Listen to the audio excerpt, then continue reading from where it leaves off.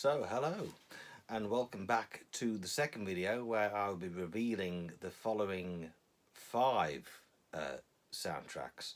So, as a brief recap, we went at number 25, which was Spectre, number 24, Doctor No, number 23, GoldenEye, number 22, The Spy Who Loved Me, and 21, Skyfall.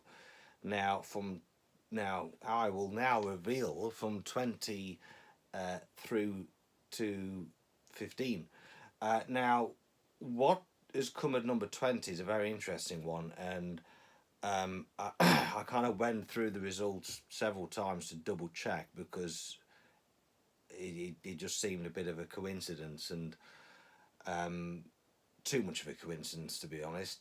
So, at number 20, we actually have two soundtracks that have scored exactly the same.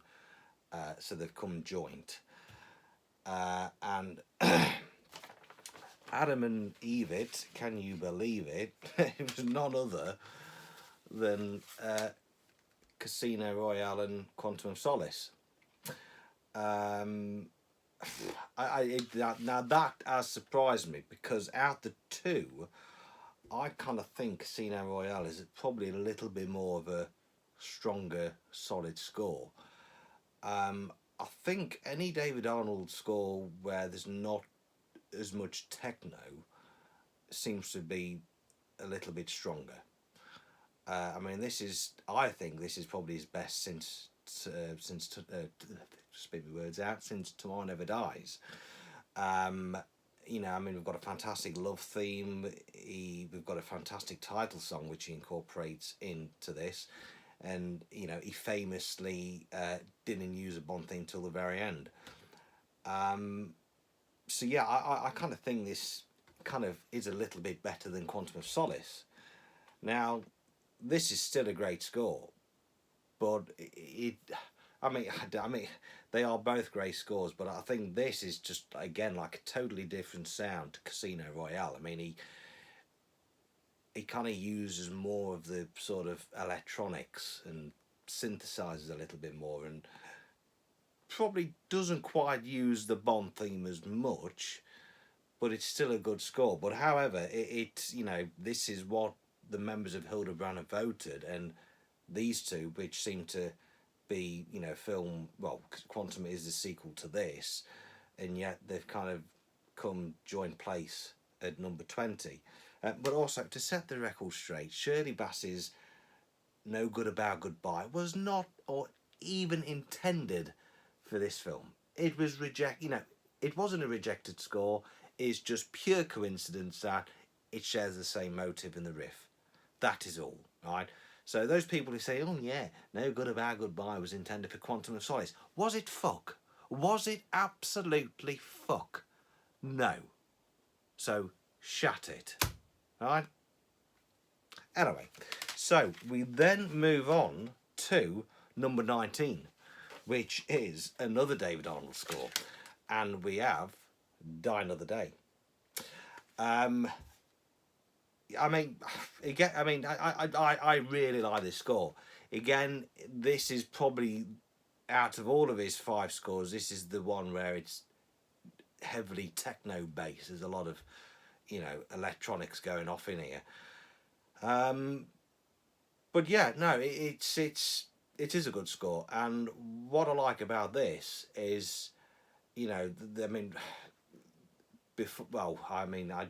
think the producers must have been smoking weed or something, because they then agreed to have Madonna's song as a closing, to be used for the closing credits, where David Arnold and Don Black had actually wrote a song called I Will Return, which was intended for that. But the producers said, no, we'll have Madonna instead. That song, I Will Return, which is considered to be lost, can actually be heard within this score. If you've got the La La Land expanded score, probably the best example is Peaceful Fountains of Desire, which is track 8. That's basically the instrumental of I Will Return, and that melody is used throughout the score. So Die Another Day lands well, ironically, number 20 because it is the 20th Bond film, and yeah, I've only just realised that 20th Bond film, and it lands number 20 in the great James Bond sound off. Right, so we've got on that Die Another Day at number 20. No, I'm talking bollocks. Number 19. Casino Royale, Quantum of Solace was number 20. Joined together 20. This was number 19. I beg you pardon. Right, so at number 18 is Michael Kamen's score to License to Kill, which our very own group member, the legendary Mr. Neil Chemo Edge, will be posting his video and his review on this little bad boy. So yeah, again, yeah, I mean, it's kind of surprised me at how well this is kind of landed, considering that the soundtrack we've got isn't the best assorted, you know, not the best arranged soundtrack, because there is a lot of source music on here, like Dirty Love and Wedding Party. But there is some, you know, good pieces. I mean, the gun barrel, I mean, I absolutely love the gun barrel piece. This is probably second. I mean, Her Majesty's Secret Service, that gun. I mean, I've got to do a video just on gun, you know, just on gun barrel music, because that to me is the most important part of the Bond film. If you get the gun barrel music right, the kind of rest of the score kind of is sort of judged on that. So yeah, I mean, Her Majesty's Secret Service, fantastic gun barrel. This is probably the second best because it's different. It's kind of really out there. Also, I love his arrangement of the Bond theme. It's just totally different, and I just absolutely love License Revoked. I mean, to have the Bond theme going whilst Bond's putting wheelies and doing the unimaginable in tanker trucks is just absolutely out there. So yeah, Michael Kamen's, I mean, you know, a lot of people say, oh yeah, you know, it's just generic, blah, blah, blah.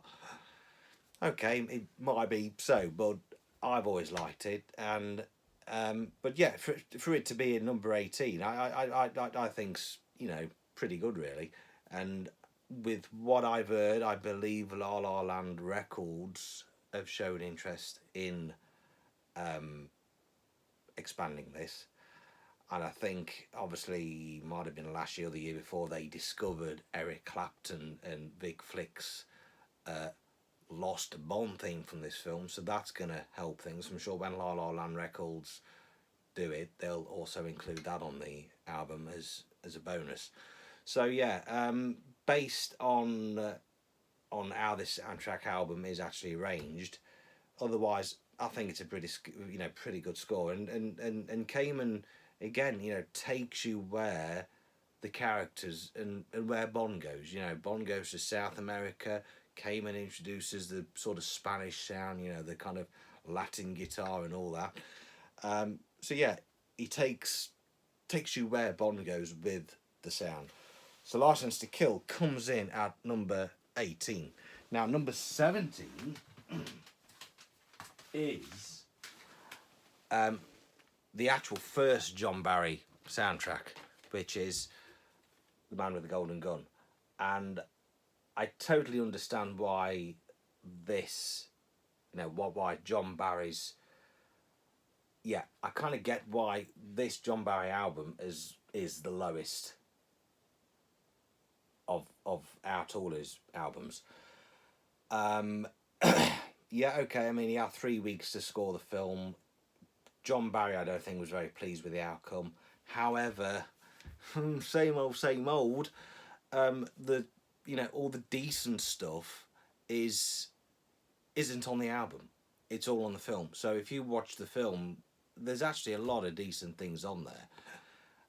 I mean, you know, has John Barry actually ever done a bad film? Well, okay, yeah, he has composed music for shit films, but his music overall is just top bollocks. You know, it's absolutely, and The Man with the Golden Gun, I think's underrated. I mean, you know, the film, I really enjoy the film, but the score itself, you know, I think again, if it was expanded, I think it would bring a whole new dynamic to this. I think things will change rapidly because, you know, there's a lot of decent stuff on this. You know, Barry. I mean, I know he wasn't a great fan of the actual theme song, but he, you know, in his traditional style, he incorporates a theme song into the score, and then he plays the theme song at various tempos. He, you know, makes it dark and sinister, gets it involved in action scenes, makes it into sort of, you know, Bond arrives into another country kind of piece of music.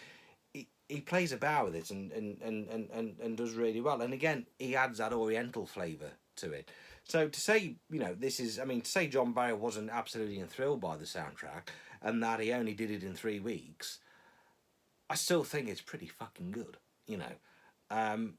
But yeah, I mean, I totally get to why it has landed at number 17. You know, totally get that. So yeah, so number 17 is The Man with the Golden Gun. At number 16 is none other than Mr. Arnold's debut album, which, if I'm honest, I was expecting it to go a little bit higher. Tomorrow Never Dies. I mean, this was the first film I saw at the cinema, well, first action film, and the old pre-titles as an 11-year-old just blew me away. The music was a massive part of that. You know, you had the high brass. It just absolutely mesmerised me, and I still think that White Knight is one of the best pieces out there. I mean, this is a fine example where David Arnold didn't. When he scored this film, he split it into three. He did the first part as Bond was back, and then when Bond went to Germany and started dealing with the, you know, computer side, he then added a bit of a techno thing. And then when he went to China, when he went to the Far East, he then got the Oriental sounds into it. But again, I mean, it's, you know, David Arnold followed John Barry's footsteps. He basically took, you know, he wrote a theme, Surrender, which was intended for the main titles, but then they chose Sheryl Crow. So he incorporated the main theme into the score. He, you know, played about, you know, similar to The Man with the Golden Gun, really, and, you know, similar to the other John Barry scores. He got the main theme and played about with it. He added for action scenes, Backseat Driver. He added for, you know, love scenes. I mean, there's one particular track which I really like, and that's How Long Bay. And I think Surrender's played out on like a bit of a sort of guitar thing, but it's just absolutely fantastic. But yeah, so Tomorrow Never Dies came at number 16. But I was expecting to be a little bit higher, really. But hey, you know, it is what it is, and, you know, it is what you have voted for. So that, yeah, so on the recap, we've got Spectre number 25, Doctor No 24, GoldenEye 23, The Spy Who Loved Me at 22, Skyfall at 21, Casino Royale and Quantum of Solace both joining place at number 20, Die Another Day at 19, License to Kill at 18, The Man with the Golden Gun at 17, and Tomorrow Never Dies at 16. So yeah, so tomorrow we will have Mr. Chemo Edge's view on License to Kill, and I'll be back on Friday to reveal the following the following 5 films. So yes, thank you and good night.